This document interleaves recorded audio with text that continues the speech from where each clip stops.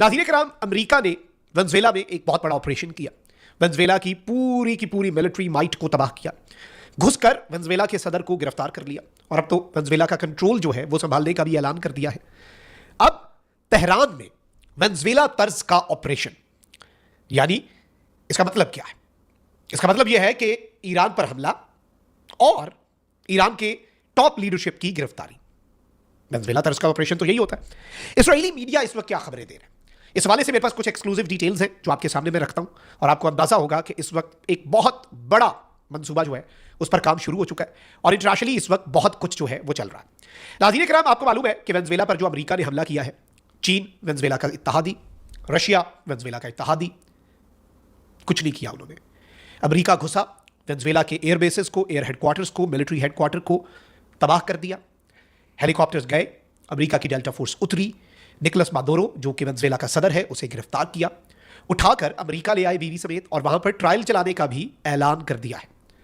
अब इस सबके अंदर जो इंपॉर्टेंट चीज है नाज़रीन कराम, एक जानिब तो रूस ने, ईरान ने, कोलंबिया ने, क्यूबा ने वेनेजुएला पर अमेरिकी हमले की सिर्फ मजम्मत की है। याद रखिएगा, ये सिर्फ मजम्मत है। अब डोनाल्ड ट्रंप जो है उसने भी एक स्टेटमेंट दी और मैं इसे ईरान के साथ भी कनेक्ट करता हूं, लेकिन पहले वेनेजुएला की डिटेल्स रखना बहुत जरूरी है।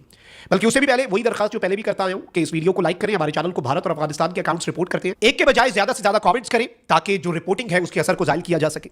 नाज़रीन कराम, अमेरिकी सदर डोनाल्ड ट्रंप ने फ्लोरिडा में प्रेस कॉन्फ्रेंस की और वेनेजुएला के सदर मादुरो के खिलाफ क्रिमिनल चार्जेस का ऐलान करते हुए कहा कि मादुरो और उनकी अहलिया को न्यूयॉर्क मुंतकिल किया जा रहा है और उन्हें कानून के कटहरे में लाया जाएगा। इन्होंने कहा कि मेरी हिदायत पर अमेरिकी फौज ने वेनेजुएला के दारुल हुकूमत में गैर मामूली ऑपरेशन किया।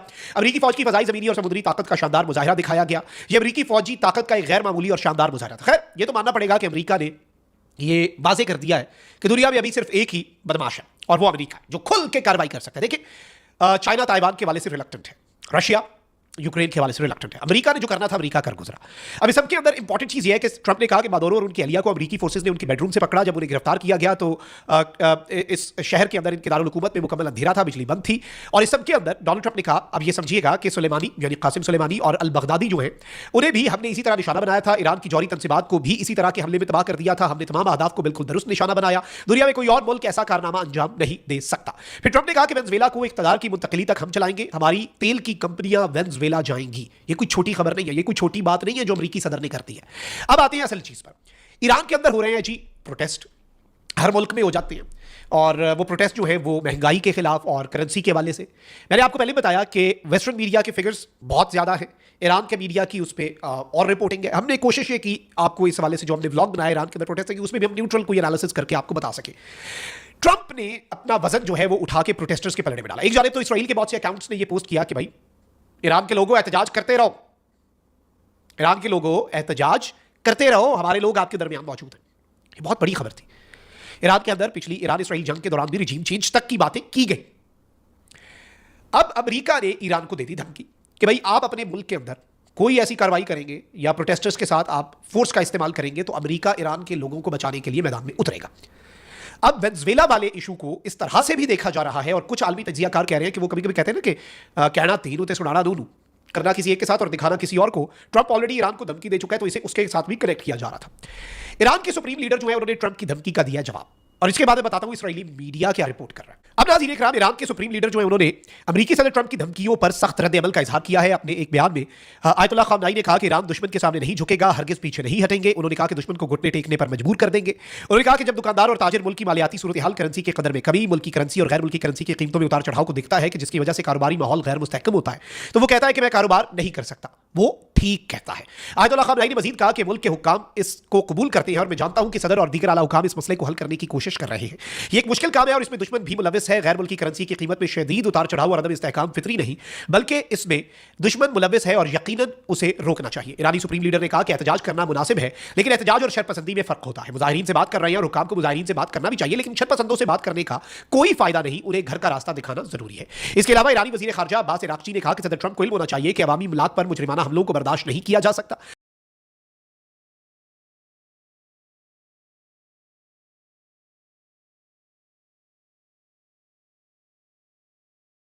अमेरिकी सदर ट्रंप का पैगाम गैर जिम्मेदाराना और खतरनाक है। उन्होंने कहा कि माजी की तरह ईरानी अवाम दाखिली उमूर में किसी भी मुदाखलत को मुस्तरद करेंगे। ईरान की मुसल्लह अफवाज अलर्ट है। मुसल्लह अफवाज ईरानी खुद मुख्तारी की किसी भी खिलाफ वर्जी पर जानती है कि कहां पर किसको कैसे निशाना बनाना है। अब्बास इराक्ची ने कहा कि ईरान में ज़र मुबादला की शरह में उतार चढ़ाव से मुतासरा अफराद एहतजाज कर रहे हैं, जो कि उनका जायज़ हक है। अब नाज़रीन इकराम, इसमें मैं आपको ये बता दूं कि तकरीबन 9 अफराद की हलाक जबकि बेअमनी फैलाने के इल्जाम में 44 अफराद जो है उनके गिरफ्तार होने की इत्तलात है। अमेरिका और ईरान के दरमियान लफ्जी जंग भी उस वक्त शुरू हुई जब अमेरिका के सदर ट्रंप ने खबरदार किया कि अगर ईरान ने पुरअमन मुजाहिरीन पर तशद्दुद किया तो अमेरिका उनको बचाने के लिए घुसकर आएगा। अब इस्राएली मीडिया जो है, अब उसकी एंट्री होती है यहाँ पर। मैंने पूरा आपके सामने स्टोरी रख दी, वेनेजुएला की भी अपडेट्स रख दी। Israeli media has made a few claims, कुछ क्लेम्स किए हैं। वो कहते हैं कि US and Israel are likely to carry out a similar operation in Iraq like US did in Venezuela to arrest Iran's supreme leader and to change regime in Iran. वैसे Iran के अंदर जो प्रोटेस्ट हुए हैं वो वैसे तो महंगाई और इन्हीं चीज़ों के खिलाफ थे, लेकिन उनमें जो वो पहलवी है उनके हवाले से कुछ नारे शाह ईरान वाला और वो जो इनकलाब से पहले रूलर्स थे उनके हक में, उनके बेटे के हक में नारे, और सुप्रीम लीडर के खिलाफ भी नारे लगे। इस वजह से ईरान का ये मौक़िफ़ है कि ये वो बीच में शरपसंद अनासर हैं जो कि फौरन ताकतों ने इंस्टॉल किए।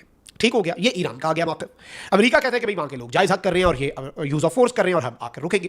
खैर, ये तो एक चीज़ इस्टेब्लिश्ड फैक्ट है कि भाई कुछ मुल्कों के अंदर वायलेंस अगर हो भी तो अमेरिका नहीं आता, कुछ मुल्कों में हो तो वो जाने की बात करता है। अमेरिका अपनी फॉरेन पॉलिसी के हिसाब से चीज़ों को देखता है। अब नाज़रीन इकराम, इसराइली मीडिया का ये कहना कि भाई जो अमेरिका ने वेनेजुएला में किया वो अमेरिका और इसराइल ईरान में कर सकते हैं, और गिरफ्तारी की किसकी बात कर रहे हैं? प्रेसिडेंट की नहीं, बल्कि जो ईरान के सुप्रीम लीडर हैं आयतुल्लाह ख़ामनाई। इसराइली मीडिया कह रहा है कि इसराइली मीडिया ने तो पहले भी ईरान इसराइल जंग के दौरान भी ये बात कही थी कि भाई उन्हें निशाना बनाना चाहिए। इवन यहाँ तक बात कर दी थी, टॉप के जनरल्स ईरान के मारे गए ना उस जंग के दौरान। उन्होंने कहा कि भाई सुप्रीम लीडर को निशाना बना देना चाहिए। ये भी उस वक्त तज्जिया छपे। अब ये जो तज्जिया छपा है ये बड़ा इंपॉर्टेंट है। ये कहते हैं कि भाई रिजीम चेंज तो होना है और ये हमने ऑपरेशन करना है। अब इसे कनेक्ट किया जा रहा है कि भाई अमेरिका ने वेनेजुएला में इतना बड़ा स्टेप लिया तो क्या अमेरिका यहाँ पर भी एक स्टेप ले लेगा इसी हल्ले में ना, इसी चक्कर में। एक रेला बैर है तो उसके साथ ये भी क्या अमेरिका करेगा? और क्या ईरान के जो प्रोटेस्ट है वो इसी सिलसिले की क्या कोई कड़ी है? इसे इस एंगल से भी देखा जा रहा है और इस एंगल पर भी बात हो रही है। So let's see how things unfold. लेकिन ये वो डेवलपमेंट्स थी जो आपके सामने रखना बहुत ज़्यादा ज़रूरी थी, और ये इंतहाई अहम अपडेट है, इसे इग्नोर नहीं किया जा सकता। और ये मिडिल ईस्ट को, और ऑब्वियसली आपको पता है कि ईरान जो है वो अपने एटमी प्रोग्राम के हवाले से भी असूली मौक़िफ़ रखता है, तो उस हवाले से भी वेस्ट को शायद कुछ कंसर्न्स हो। ये अभी तक की डिटेल्स थी जो आपके सामने रखना ज़रूरी थी। अपना बहुत ख्याल रखें। अल्लाह निगहबान। पाकिस्तान जिंदाबाद।